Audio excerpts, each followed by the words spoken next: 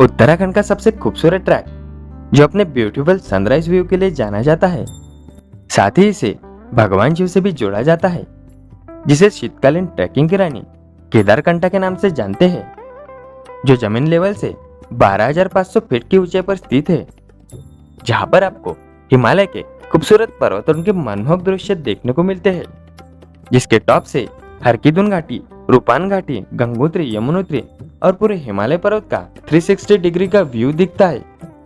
माना जाता है केदारनाथ से पहले भगवान शिव का यहीं पर निवास था। सर्दियों में घुटने तक गहरी बर्फ, आसपास की वादियों का मनमोहक दृश्य और सुंदर रास्ते, हरे भरे मैदान, देवघर के घने जंगल और आखिर में दिखने वाला सनराइज जो हमेशा ट्रैकर्स को अट्रैक्ट करता रहता है। तो दोस्तों, आप भी इस ट्रैक को करना चाहते हैं तो बने रहिएगा वीडियो के अंत तक।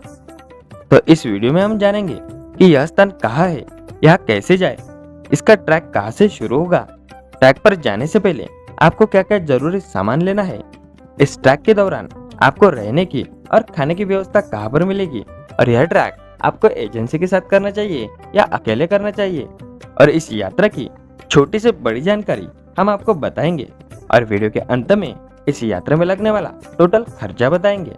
तो बने रहिए वीडियो के अंत तक और चैनल को सब्सक्राइब करके कमेंट में हर हर महादेव जरूर लिखना। तो चलिए शुरू करते हैं। तो सबसे पहले जानते हैं यह स्थान कहाँ स्थित है। दोस्तों, यह केदारकंठा उत्तराखंड के उत्तरकाशी जिले के गोविंद वन्यजीव अभयारण्य में स्थित है। यहाँ पर जाने के लिए आपको उत्तराखंड के देहरादून आना है। यहाँ तक आप ट्रेन, बस और फ्लाइट के माध्यम से आ सकते हैं। देहरादून से आपको सांकरी विलेज जाना है। यहाँ से आपका ट्रैक शुरू होता है, जो भगवान शिव की जटा से उत्पन्न जुड़ा का तालाब, वहां से केदारकंठा बेस कैंप होते हुए जाता है केदारकंठा पीक तक। इस ट्रैक का टोटल डिस्टेंस लगभग 14 किलोमीटर का है, जो 3 दिनों में कंप्लीट होता है। तो बात करते हैं इस ट्रैक पर आपको कौन सा जरूरी सामान लेना पड़ता है। पहला है ट्रैकिंग बैग। आपके पास एक लाइट वेट ट्रैकिंग बैग होना चाहिए। इस बैग में आपकी मेडिकल किट, 3 जोड़े सॉक्स के, हैंड ग्लोव्स, एक थर्मस की पानी की बोतल, 3 जोड़े गर्म कपड़े, winter jacket, sunglasses, hand sanitiser, ज्यादा पावर वाला power bank, winter head cap, trekking pole और एक अच्छा सा ट्रैकिंग शूज होना चाहिए। फिलहाल आप इतना ही घर से बैग में रख ले और बाकी का सामान आपको वहां पर रेंट से मिल जाता है। तो बैग पैक करने के बाद आपको अपने गांव शहर से डायरेक्ट देहरादून आना है। देहरादून आप ट्रेन प्लस फ्लाइट और अपने कार बाइक के माध्यम से भी आ सकते हैं। अगर आप देहरादून शाम तक आते हैं तो आपको देहरादून में रात भर रुकना पड़ता है। देहरादून में जगह जगह पर 500 से 2,000 रुपए तक होटल्स और धर्मशाला मिल जाते हैं। तो सुबह उठकर आपको देहरादून से सांकरी आना है, जो लगभग 200 किलोमीटर की दूरी पर स्थित है। तो देहरादून से सुबह 7 बजे सांकरी गांव के लिए बसेस निकलती है, जो शाम 6-7 बजे तक सांकरी गांव पहुंच जाती है। अगर आप अपने कार बाइक से आते हैं तो आपको डायरेक्ट सांकरी गांव आना है। दोस्तों, सांकरी आने के बाद यहाँ से आपके पास 2 ऑप्शन है। एक, या तो आप ट्रैवल एजेंसी द्वारा पैकेज बुक करें या फिर आप खुद ही यह यात्रा कर सकते हैं। लेकिन सबसे बेस्ट पैकेज बुक करके जाना सही रहता है। अगर आप इस ट्रैक पर नए हैं तो आपको पैकेज के थ्रू ही जाना चाहिए। सबसे पहले पैकेज के थ्रू जाने की जानकारी जानते हैं। दोस्तों, यह पैकेज आपको देहरादून से देहरादून तक या सांकरी से सांकरी तक मिलता है। तो पैकेज लेने के बाद सांकरी में आपको सबसे पहले होटल्स में चेक इन कराया जाता है। इसके बाद आपको सारी जानकारी दी जाती है। बाद में आपको खाना प्रोवाइड किया जाता है। अगर आपके पास ट्रैकिंग का सामान नहीं है तो आपको सांकरी में ही रेंट पर सारा सामान मिल जाता है, लेकिन रेंट का रेट भी ज्यादा रहता है। इसलिए आप शूज, जैकेट और ट्रैकिंग बैग जैसे डेली यूज के सामान अपने घर से ही लाए, या फिर आपको वीडियो के डिस्क्रिप्शन में मिल जाते हैं। इसे आप ऑर्डर करके ऑनलाइन अपने घर पर बुला सकते हैं। इस यात्रा में लगने वाले सभी सामान हमने ये स्क्रीन पे दिखाए हैं। यह सभी सामान आपको लेना पड़ता है, और जो सामान आपने नहीं लिया है वो सामान सांकरी में भाड़े से ले सकते हैं। रात की नींद लेने के बाद सुबह उठकर आपको नाश्ता दिया जाता है। दोस्तों, पैकेज में आपको ग्रुप के साथ यात्रा कराई जाती है, जिसमें 2 मुख्य गाइड रहते हैं जो आपको इस यात्रा की संपूर्ण जानकारी देते हैं। इस ट्रैक का स्टार्टिंग पॉइंट इस बोर्ड से है। यहाँ से आपका केदारकंठा का ट्रैक स्टार्ट होता है। इस ट्रैक के पहले दिन आपको जुड़ा के तालाब तक ले जाते हैं। तो यहाँ से ट्रैक शुरू करके आप जैसे जैसे आगे बढ़ते हैं वैसे ही प्रकृति की सुंदरता आपको देखने को मिलती है। थोड़ा आगे चलने पर ही आपको जमीन पर सभी तरफ बर्फ ही बर्फ दिखाई देती है। तो बर्फ में एंजॉय करते हुए आपको आगे बढ़ते रहना है। बीच बीच में आपको छोटे छोटे होटल्स भी देखने को मिलते हैं जहां पर आप हल्का स्नैक्स ले सकते हैं। तो लगभग 5.5 किलोमीटर का ट्रैक पूरा करने के बाद आपको जोड़ा का तालाब कैंप सेट देखने को मिलता है। आपको आज यहीं पर रुकना पड़ता है, तो अपना कैंप ढूंढकर उसमें अपना बैग रखना है। इसके बाद आपको यहाँ खाना प्रोवाइड किया जाता है। इसके बाद आपको यहाँ एंजॉय करना है। फिर शाम के समय में यहाँ पर आपको हल्का स्नैक्स दिया जाता है और रात में डिनर दिया जाता है। इसके बाद में आपको जल्दी से सो जाना है। यहाँ पर आपको डबल और ट्रिपल शेयरिंग का टेंट मिलता है, यानी एक टेंट में 2 या 3 लोग, लेकिन स्लीपिंग बैग सबको अलग दी जाती है जिसमें आपको सोना होता है। तो यात्रा के दूसरे दिन सुबह आपको चाय और नाश्ता दिया जाता है।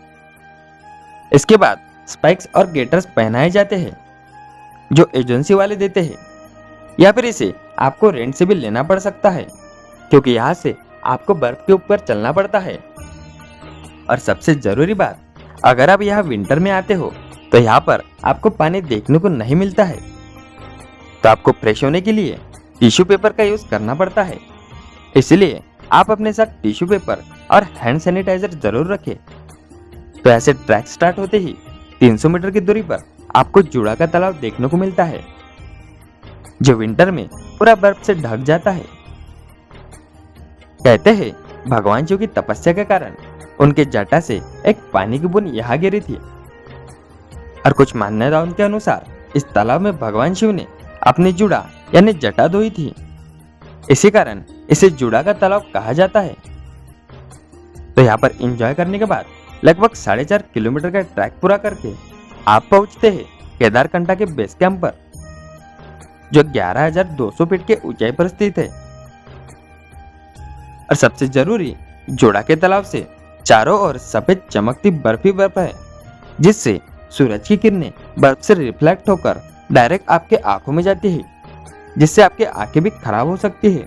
इसलिए आपको सनग्लासेस पहनना पड़ता है। तो बेस कैंप में पहुंचने के बाद आपको लंच दिया जाता है। इसके बाद फिर से आपको एंजॉय करना है। बाद में आपको शाम में स्नैक्स और चाय दी जाती है और रात में डिनर भी दिया जाता है। और आपको इस ट्रैक में दिन में 4 बार गर्म पानी पीने के लिए दिया जाता है।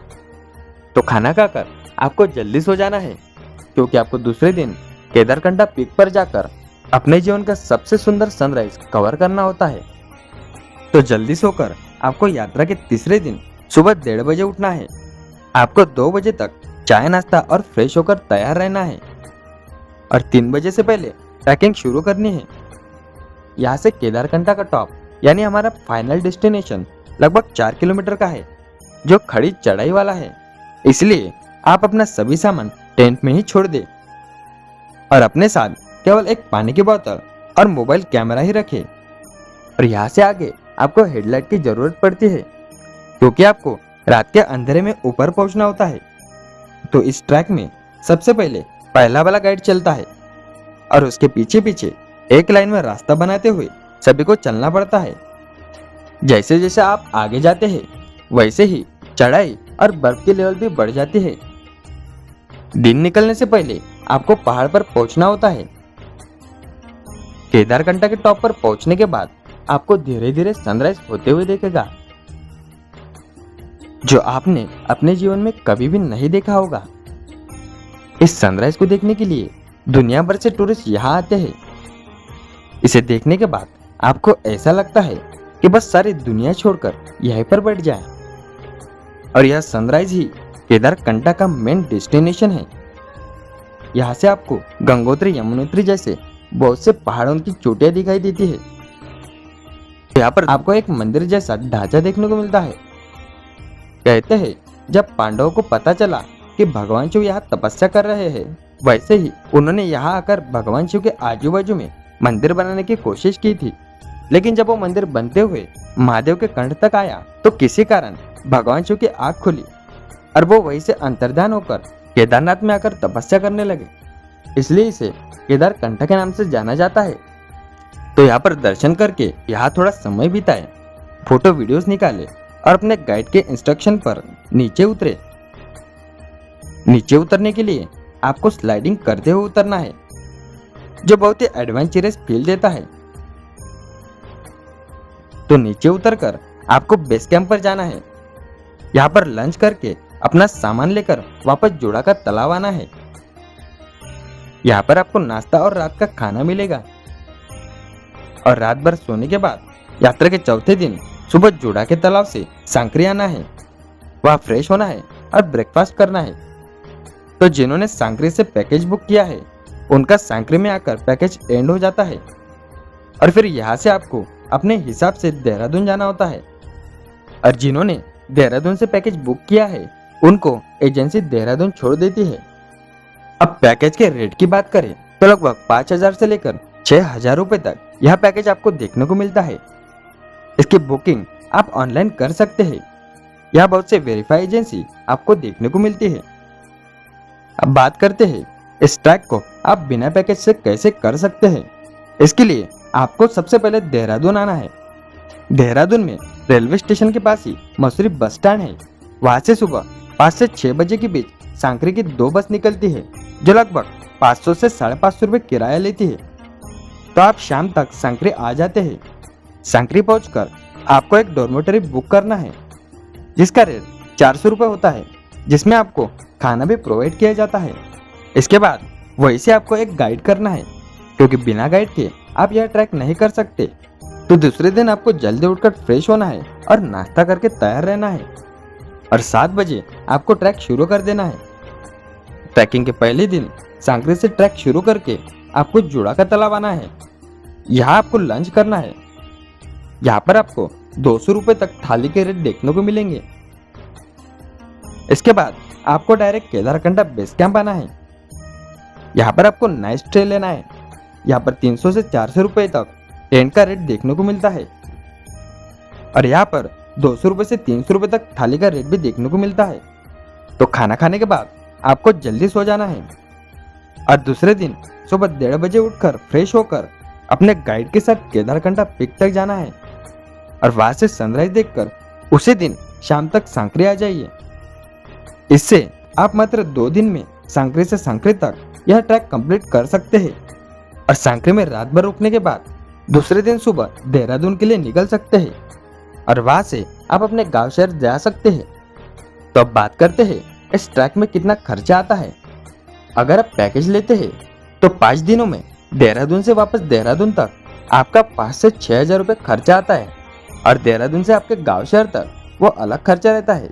और अगर आप बिना पैकेज के ट्रैक करते हैं तो लगभग 4 दिनों में देहरादून से देहरादून तक सिर्फ आपको 3 से 4,000 रुपए लग सकते हैं।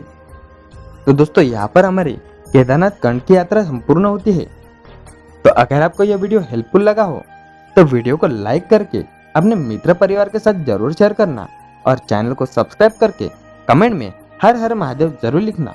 मिलते हैं ऐसे ही अगली यात्रा पर।